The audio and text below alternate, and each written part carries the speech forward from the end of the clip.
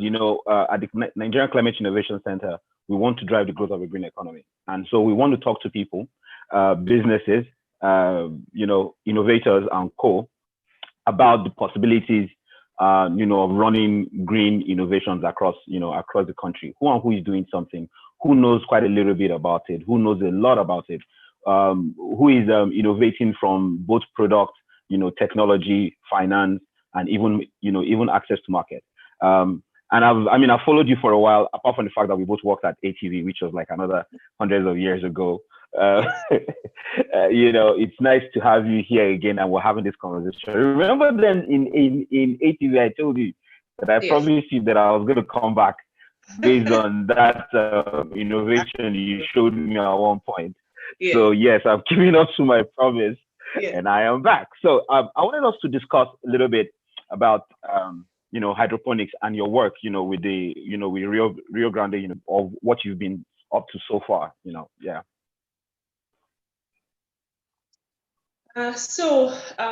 I've been very big on sustainable agriculture for a while, and then I heard of hydroponics and vertical farming, two systems.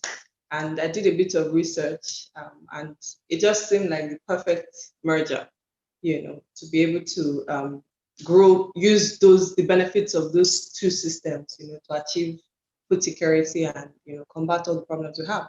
So I decided to pursue a master's in it and do my research in it, and find out how we can make it more efficient, because I'm from Nigeria. And so I'm not about to spend my time doing something that's only applicable in one part of the world. So that was my big question. How can we do this more efficiently? It's a great system, but how can we do this more efficiently? So that's the question I wanted to answer. And that's basically what I did for my research, which I'm just rounding up. Yeah, finally. So that's that. In summary, that's what led to this. So it's nice to know that you could help us understand the difference between hydroponics and vertical farming, right? So there are quite a number of people, joining us currently. And also after this, we'd like to share the video and then let people learn a little bit more. So can you just take us back to basics? Hydroponics, vertical farming, what are they and how are they different? So vertical farming is simply growing up rather than out. So if you think about it, our regular farming systems use the horizontal space. Most of them do not harness the vertical space, and we have a lot of vertical space. So the idea of vertical farming is, how can we grow food upwards towards the sun, towards the sky? Whatever system you're going to use, how can we do it upwards? That is what vertical farming is all about. It's all about, yeah. Many places it has been done with hydroponics. So it is not limited to hydroponics, but it has been many places with hydroponics. That's why people automatically think vertical farming and hydroponics. But vertical farming can be done with soil. It can be done with anything, really. It can be done in bags. It's still vertical farming, as long as it's done rather than out. Yeah. Okay. And then hydroponics, on the other hand, is growing plants in a nutrient solution. So basically growing plants without soil. Yeah. So you're just water and you're giving the plants the nutrients, the exact nutrients the plant needs in the right amounts. And that's about it. Simply put. Okay, safely put, it's for some people who have been asking questions and probably just Googling around the place, I think this is sort of one of the most succinct and most summarized version of hydroponics and vertical farming. So in your journey within hydroponics and vertical farming, what do you think are the benefits? How do you think it benefits us as a human being? And also on a more larger scale. Oh, there are so many benefits. I'm trying to figure out where to start. Start the benefits. You can start with anyone. Okay, why don't we start with first? How does it benefit us as a small family or as a big family? Okay, as a small family, as a big family. Yes. Right. Okay. Well, if I can grow the things I need, I may not be able to grow everything, right? Yes. But if I can grow a few of the things I need, especially the type of things that can lose value, lose nutrients after being transported over long distances, that is a benefit to me to benefit my family, to benefit my community. You know, if I Okay. can use very little space to produce a lot, you know, I'm producing not just for me, but maybe for my neighbor or the other person beside me. You know, that's a key thing, even in this time. You know, being Yeah. able to produce food not just for me, but just for at least people in my, you know, in my area. So that's benefits for a small family. That's it. Also, I think also for a big family, that would also be a very key benefit. You know, the fact that I can produce enough, you know, produce for everybody, especially grains. That really is the main thing here. The fact that I can produce my grains, I can produce my tomatoes, I can produce pepper, I can produce spinach. You know, these are things that are regularly eaten in the average Nigerian home. You know, so that I believe is a major benefits in terms of, you know, food availability. So what about in a commercial quantity? Do you think vertical Quantity? farming can work around that? Yes. In fact, so the research I did, right? Mm-hmm. If anybody had told me I would plant over 600 things, I would have said, nah, that's a lie. No But way. 600. it, I had over 660 plants in a space of, what's the exact, I'm trying to remember the exact measurement. Um, it's basically like, it's not even up to, it's like a quarter of half of an acre, if that makes sense. A quarter, literally. No way. Wow. I had so much after, you know, harvesting that eventually I had to compost a lot of it because I couldn't find who to give it out to. No Right. way. There was too much, you know, too much food produced. And I was like, Wow. this was done in the space of, I did the second run for it, but I started in February, ended end of March. And I was able to produce that Wow. much in space No of, way. you know.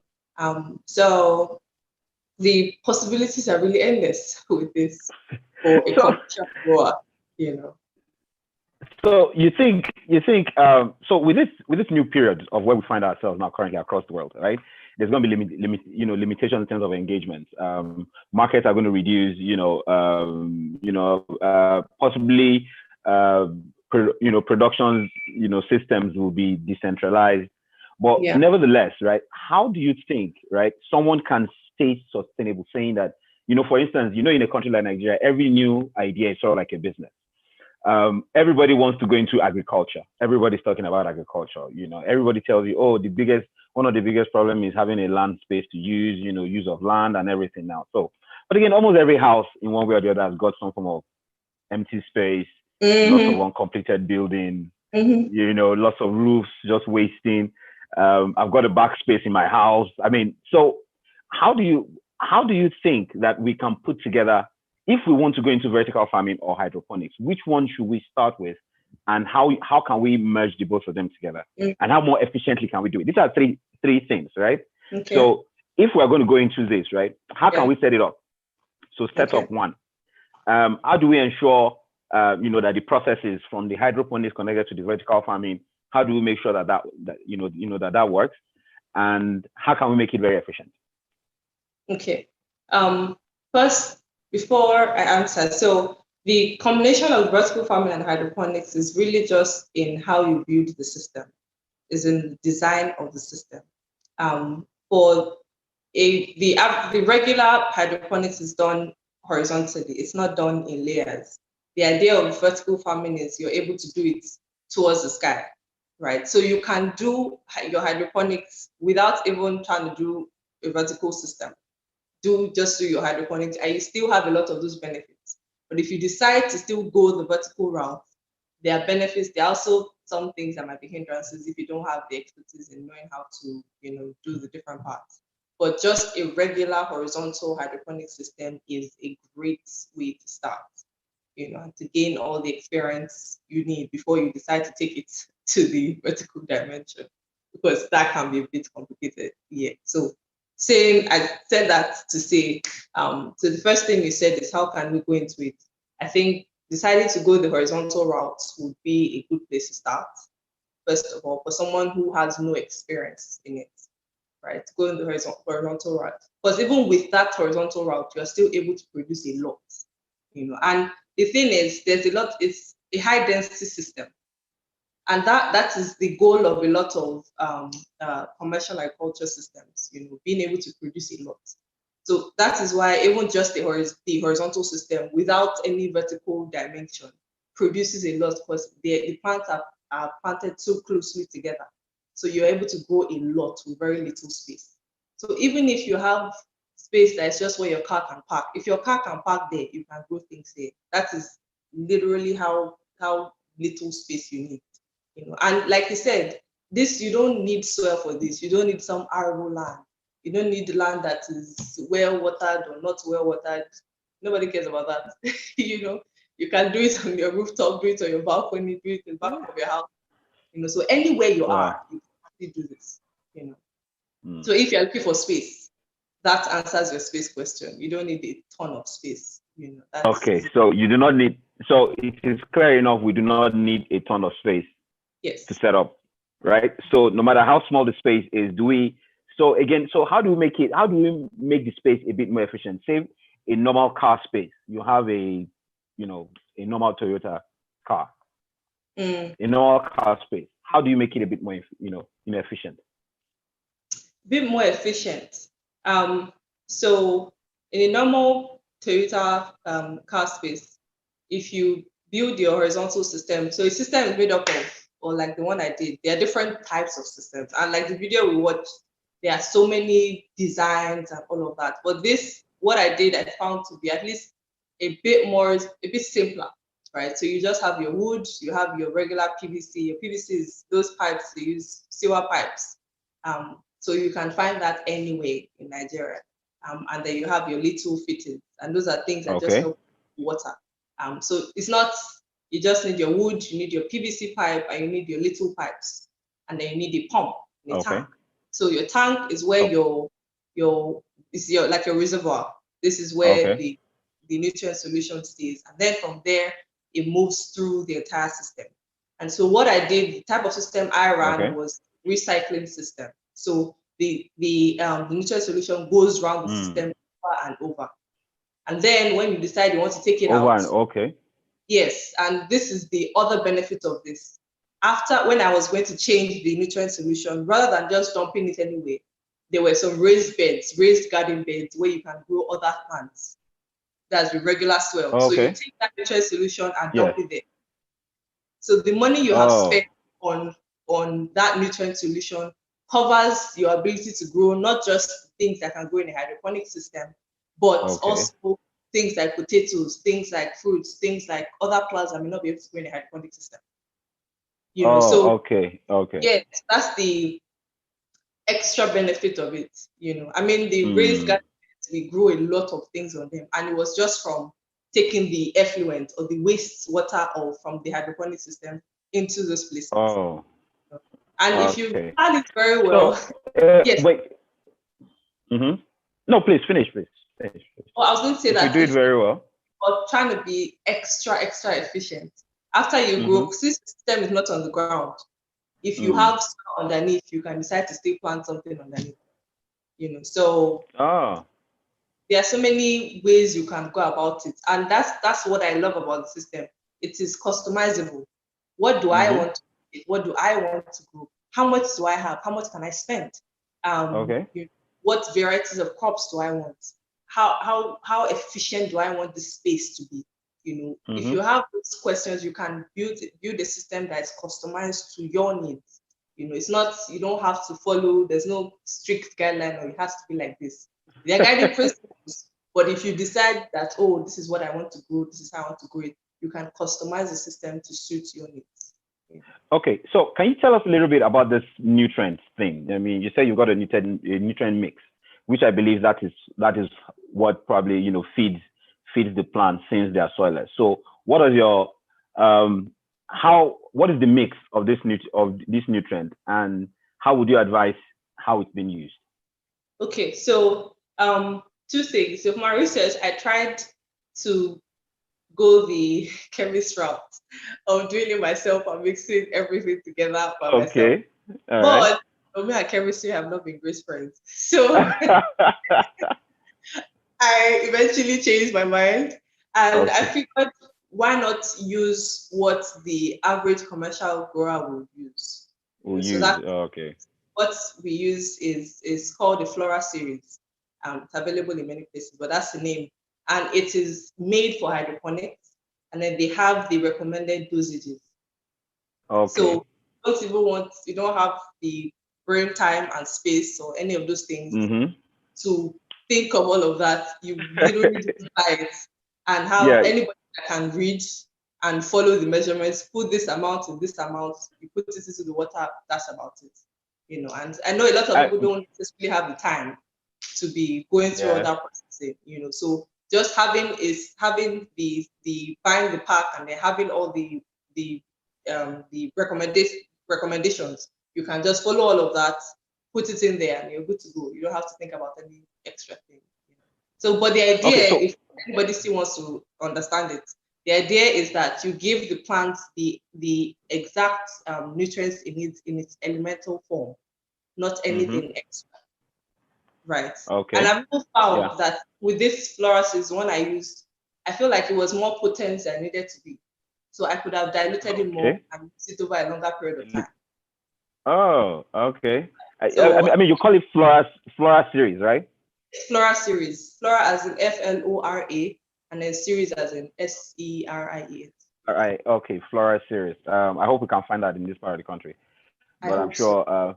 I But hope I'm so also too. trying So. to find out other people, because I know there are a couple of hydroponic growers in Nigeria right now. So they Nigeria, must yes. get things from somewhere. Um, yeah. Okay, we'll find out. We'll find out how possible that is. So now, talking about weather, right? Um, Weather in terms of both, the ones you see in the clear skies, the ones for the grounds and everything. Mm-hmm. But what is the impact of this, right, on the air around you? Because I mean, you're growing greens, right? So Yeah. it's definitely going to look good. But again, can you tell us a little bit further of how does this further benefit, people that live around in terms of access to food? Again, how do you see it in such a way that even when they grow, does it give some form of different mentality around it, or does it have some proven health benefits that, if you Yeah. have hydroponics around you, you have, you're Yeah. bound to have cleaner air or something. Did any of your research go through some of this? Well, not exactly, but just from knowing about plants and the benefits of plants to your indoor environment, your outdoor environment. There's research that has been proven that if you have plants in your house, just having regular plants in your house, is a health benefit, because obviously the plants use your carbon dioxide, so if your carbon dioxide is produced, the plants take it up, so there's that. It's like the same way the Amazon is like the lung of the earth, or we say it's the Amazon is the lung of the earth. Imagine having your own mini Amazon close to you, right? Whatever it's your plants are able to help you combat all of those effects. The same way the Amazon helps the earth combat the effects of all the things we put into it. So if you just have that image in your head, that's you're creating a little Amazon in your own home. So there are health benefits as regards, the air you breathe in, but there's also, I feel like there are the psychological benefits of being able to see where your food is produced, being able to take it from when it's produced and eat it immediately.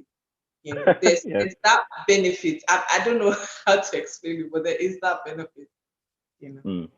Okay, so do you think that with this rise, with this pandemic rise and everything, and people might likely be a bit more, to themselves, do you think there might be a rise in in hydroponics?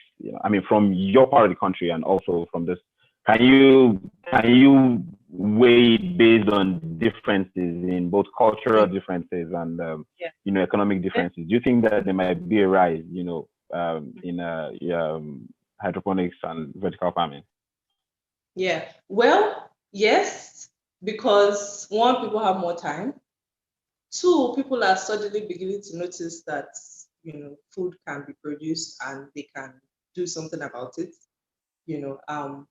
And so people generally are trying to grow things at home.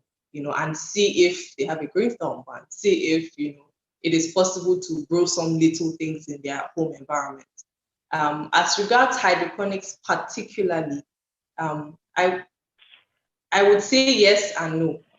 Yes, for, let's say, this part of the world. A lot of people are in the DIY zone. The system I built, I cut the wood. We put everything together. In the average Nigerian home, you hire someone to do that.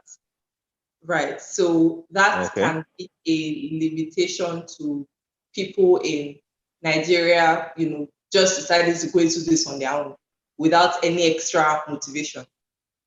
Because as I said, in homes here, you have your saw at home, you have your drill, you have all of those things together. So you can easily buy your wood, cut it by yourself, put it all together. In Nigeria, you most likely will hire a carpenter to do that. And at the moment, people don't really want to do that. Nobody wants to go out. Interface with people. Yeah. Exactly. So except there's an extra goal beyond just trying to see if it works. Except there's an extra goal of, I want to feed my community, or I want to produce food for my family. I don't think the average Nigerian would just decide to explore it because of those type of limitations, the building limitations. Yeah. Okay, so these limitations, how do you think is the best way to bypass or to scale above this sort of limitations? I think this is just, for a lot of people, you have your local carpenter that you regularly contract. This is an opportunity to work with those people, and it is not a complex, you're literally, for the horizontal system, you're literally just telling them, build me a table that has 4 legs and that can stand very well. Okay. That's what you're doing. Okay. You get a plumber who knows how to do the fittings. That's all. The plumber does all the fittings so that everything flows well. Any plumber that can plumb a house should be able to plumb a very little hydroponic system. So you have your carpenter, you have your plumber, and then that's pretty much it. The rest of it, you can put it all together. So for those who will not go the complete DIY route of building everything by yourself because of all those limitations, this might be a great time to even give your carpenter and plumber some work to do, so that they also have income. So it can be a communal thing. They can have some benefits from it. So yeah, that's how I feel that we can combat these issues and explore the possibilities of hydroponics in this pandemic time. So I think my video was kind of freezing, so I had to just put it on hold. So can you help us recap again, right? I think at the beginning time, there were not quite a number of people who could see what the ideal list of things that you need to have. So like a checklist. So if we're going to set up, say some of us want to get a bit adventurous and set these things up by ourselves. What is the checklist? So what is that checklist that we need to have? Okay, so you need wood, and to build a table using wood, you need your saw, you need screws, you need a drill, to be able to cut the parts, and then put them all together. You need that. And then for the PVC, you need a drill press, and the idea is just to make holes in the PVC. If you have other creative ways of doing that, feel free to explore them. You're basically just putting holes into the PVC. And when I say PVC, I mean those sewer pipes, those big ones that you can find them. Those sewer pipes, you can find them. Those sometimes it could be ash color, they could be blue, and all that stuff, right? You sell them all over all over the plumbing section. Yes. You don't have to look for. So do you make holes? Do you make holes in the sewer pipes? Yes, you make holes in the sewer pipes. Yes, and so that is where your plants are going to sit. All the plants are going to sit here. And then, after that, you need your pipes, your big and your little pipes, because you need your pipes to connect your pump to the PVC pipes, so that you can have the nutrient solution flowing in. You're basically creating a recirculating system so that it can go by itself. And that's the other thing. You don't have to keep, if you're able to build the system very well. Yes, Okay. this is an image of the design I use for my horizontal system. This is showing you one half. So you have the PVC pipe, you have the table, and it's just like I said, it's a simple table that has the legs.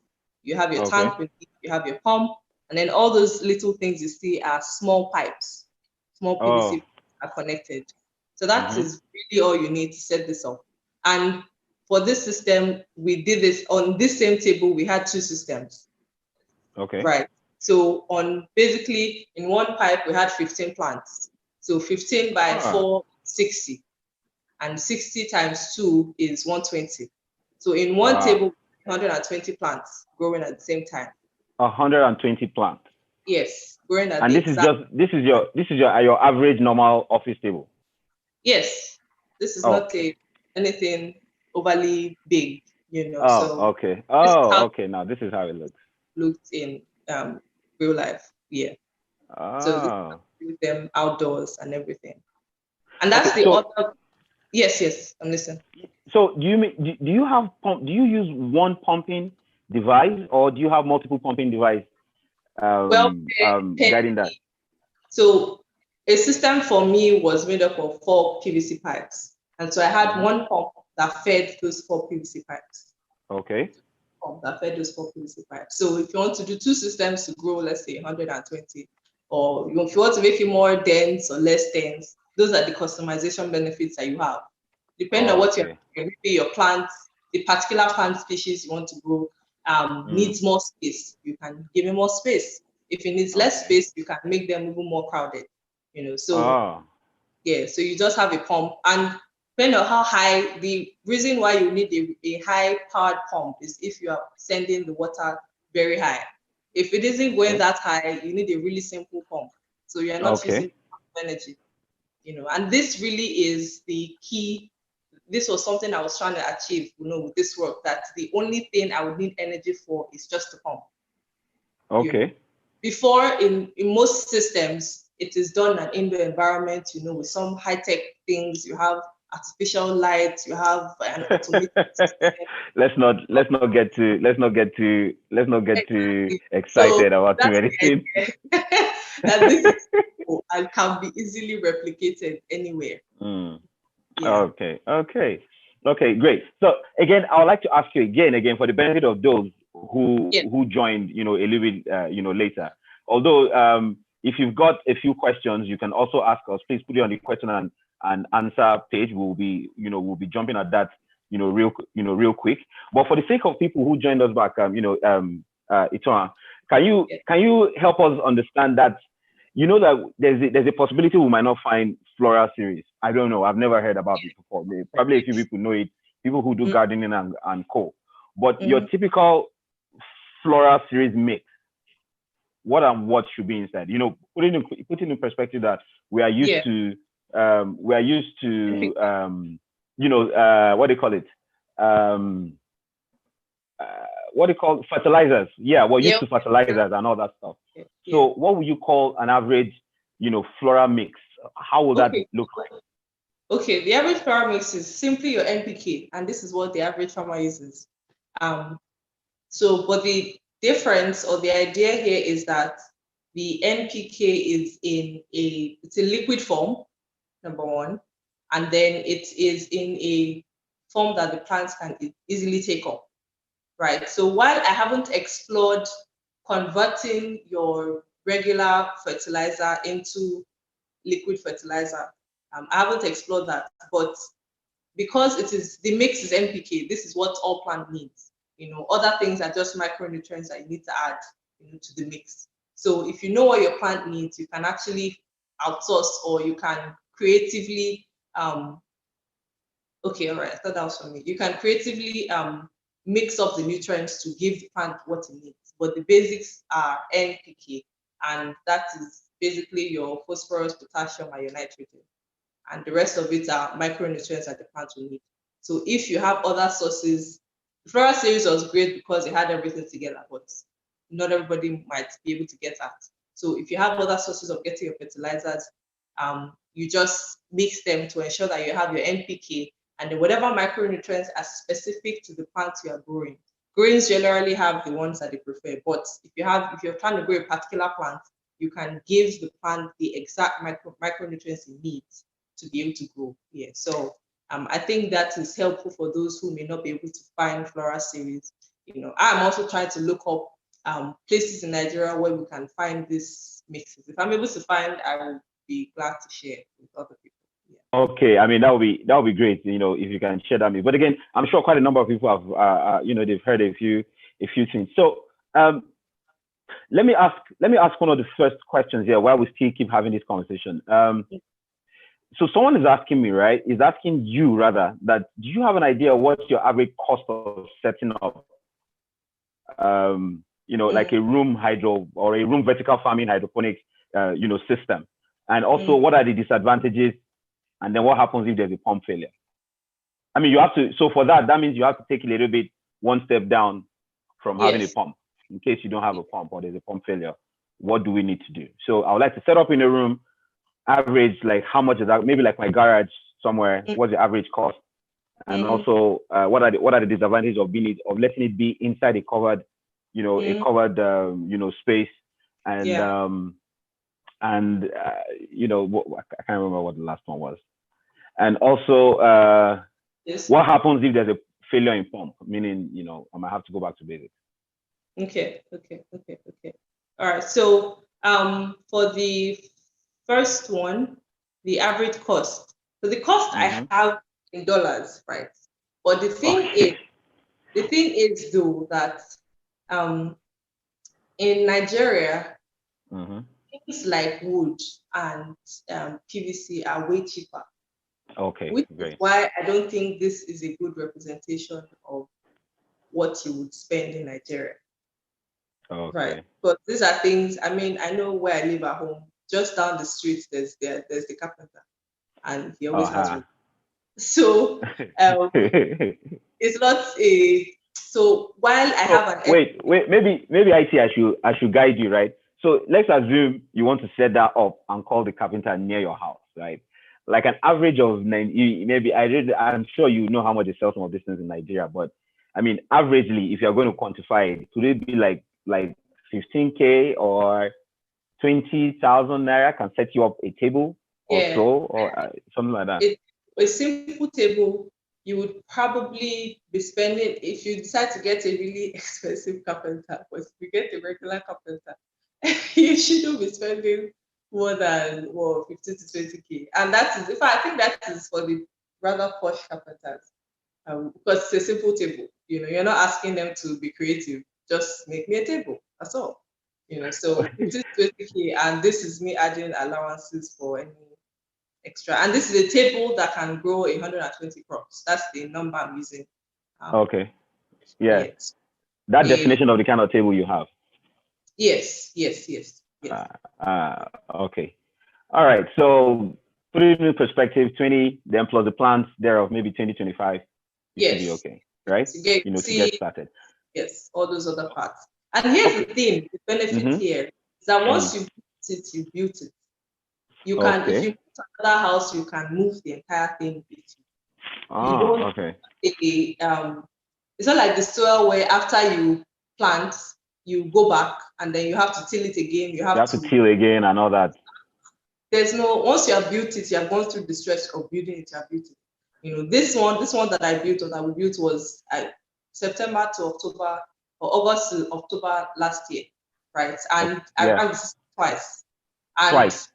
Yes, ran the entire system twice. So it's not a once we built it, we built it. If you decide to dismantle it and use the wood for something else, you can do exactly that. So that is also the benefit. Your initial cost is not a reoccurring thing, and the different parts you use, the net pot you are going to use, you can use that over and over, and some people have used the same net pot for 5 years, used over and over, you don't have to replace it. So that is the other benefit. Your PVC is not disintegrating into anything. It is there. All you have to do is wash it. Yes, definitely. Okay, so the same person asked again. His name is Alioye Ogbemudia. He said, what happens if there's if there's a pump failure? Yes, this is the other thing.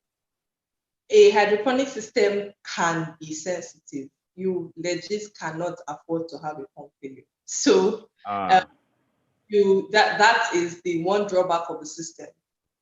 If you have, for example, there were times when I lost a whole set of 4 PVC, or let's say almost all the plants in 4 PVC pipes, because there was a connection problem, and so the plants were not getting the need. So if you take the time to a failure-proof system, then you don't have a problem.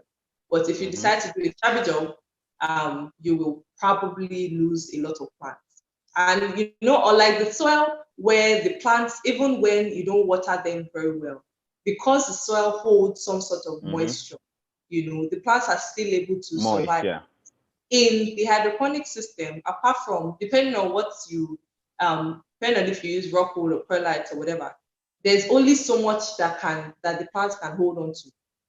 So the plant depends on that water, that nutrient solution you are giving it. So even if you don't have nutrient solution, just give it water. Let it just be alive till you can put the nutrients in it. Your pump you, then yeah. So that means you can't do manual watering, can you? I know people are very creative, so people can come up with ways of just doing it by itself, and that is something I hope I can come up with very soon. Something that just runs, maybe it's like a bicycle. For our sake, whether I like it or not, you're going to come back home, right? For our sake. Definitely. Power is not if power is a challenge, which we are getting better at it, by the way. So let's not, but again, power is a challenge, but we're getting better. I'm a very optimistic person. But nevertheless, there's still, the journey is still a bit far. Yes. So how do we make, like, that manual watering system? I think it will make a lot of sense. And when you find a solution for that, please let us know. We're ready to make as much noise about it as possible. that would be a good one. While we've gone from needing too much energy to needing just a little energy. The next phase that I'm like to is not needing energy at all, because in many parts of having lights like that. Yes. And even though it's just a little. Okay, so again, the third. Yes. Yeah. Okay. No, you said not that you need like a heavy dose of just a little water to go around, right? Okay. So the next part of that question is the fact that he said I'm not sure if it's a gentleman or a lady, but the person is asking again now, what are the disadvantages? What are the disadvantages? Yeah. That's the energy aspect is the first disadvantage. The fact that even though I've been able to get it to a point where you just need your pump, that's the only thing you need energy for. You still need that energy. Okay. Right. To get it to run. We still haven't come up with any way to not use any energy at all. Right. Thankfully, with all of with things like solar, and I hear that there are now companies in Nigeria where you don't have to set up your solar system, right? Yes. You are paying them tariffs, right? So if you decide that, I want to get have some solar power from this company so that I can accompany it with what I already have at home, have a hybrid system that can help you through the period. So when this goes off, so that one can come on. And a lot of homes, like in my home back in Nigeria, we have regular electricity, there's generator and there's inverter. So they mix, so that you mix them. All of that, So if you're able to do that sort of thing at home, that works perfectly. Because as I said, if you're only building one table that has 120 plants, you only need 2 pumps. And it's 2 really little pumps, The pumps are like 273 mph. So you're not using anything that is too large or requires too much energy, Okay, great. So another person, Ayodele, is asking that considering the Nigerian climate and the post-COVID period, what are some of the economically viable plants that can be grown using vertical farming or, hydroponics? Okay, economically viable. You can grow spinach. Okay. You can grow lettuce. You can grow tomatoes. Those are three commonly eaten. There are other things, like kale, but those things are not particularly eaten in the Nigerian setting. It's only a few people that eat those things. But who that Like some of those exotic fruits. Do you think strawberries can grow on this? Do you think kale and the likes of them eat those things? So, but if depend on the market, if you decide that no, I see it will shock you. We eat it all. With all these fit farm communities and everybody trying to mix through smoothies and all that stuff. So we actually have the market. So if you tell us that, we actually do have the market. So all those exotic fruits also play? Okay. So there are the strawberries, there are the herbs. You have your basil, you can grow cilantro. Cilantro is otherwise known as coriander. You can grow pak choi, which is one of the things I grew. You can grow lettuce, different varieties of lettuce. You can grow kale, grow spinach, tomatoes.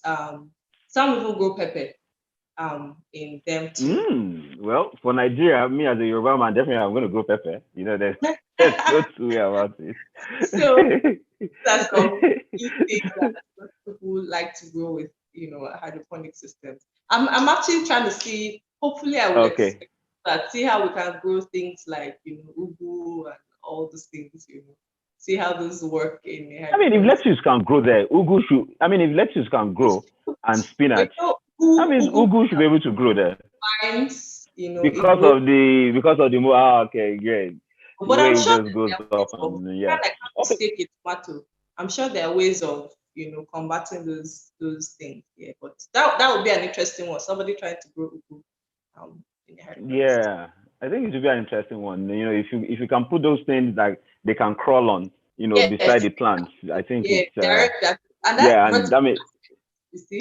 So they grow like that's vertical one then. Yeah.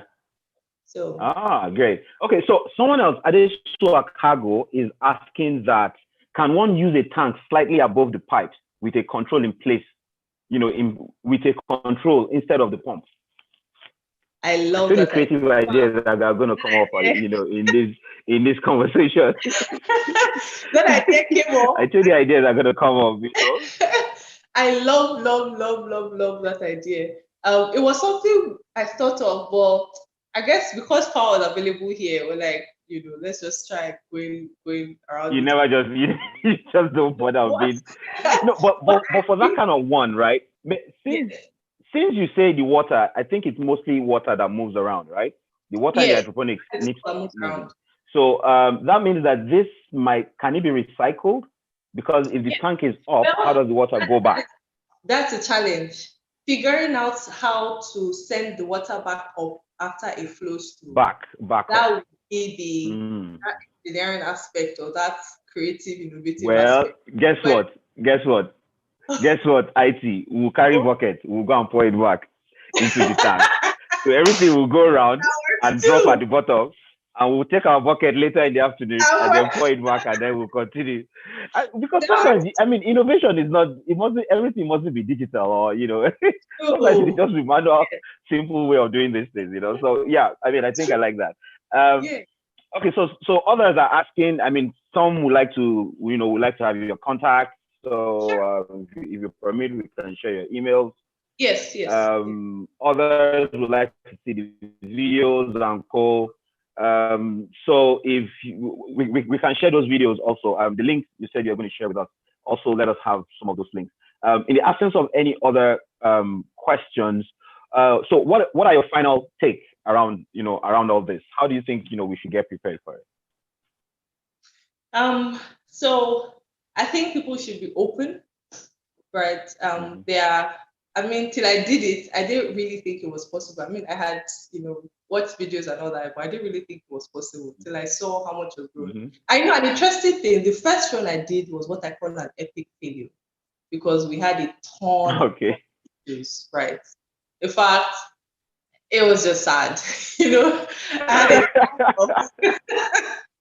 plumbing, and that's the thing. I'm not a plumber by training or by anything. And as I told you, in Nigeria, call a plumber to do that. So yeah. You know, so there were so many issues. But the second run, after taking time to fix all the leaks and all of that, the productivity went up. We went from survival of like 20%, survival of over 70%, just from with leaks. It was, everybody that has watched it finds that mind blowing, you know.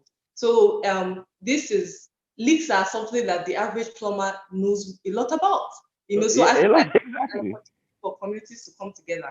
In the average community, you have a carpenter, you have a plumber. Imagine you have someone who knows about agriculture.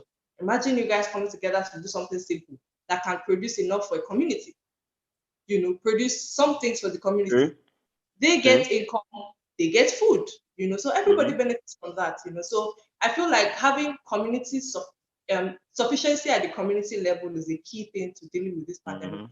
And I mean, I hear that there are stats that say that there might be food scarcity in Nigeria and all of that. So this might be something to explore, you know, not just for the sake of wanting to explore, but because there are actually needs that need to be met, you know, and people need income. So imagine you guys coming together to set up something like this. The benefits are, you know, very numerous, So they're numerous, you know. Yeah. All right. Okay. Thank you so much, IT. I mean, we promised you 1 hour, and we're going to keep the time. And for everyone who is asking for details, we're going to share. You know, we're going to share Itohan's email and the link of the video so that you can see and you can learn more. But again, YouTube is your friend. Google is your friend. You know, you can. It will shock you how many crazy things you can learn on YouTube. It will really shock you. So yes, for those who are listening, please try and reach out and you know, you can go to the search it on YouTube. But again, you can reach out back to us and then we can connect you also with Itohan. So thank you very much, IT. It was great having you around. We can't wait for you to come back home. And please, I think this is something that people would like to start asking for your contact details, consulting and all that stuff. Please, we will do all those. We will share the thoughts and we will share the insight and connection.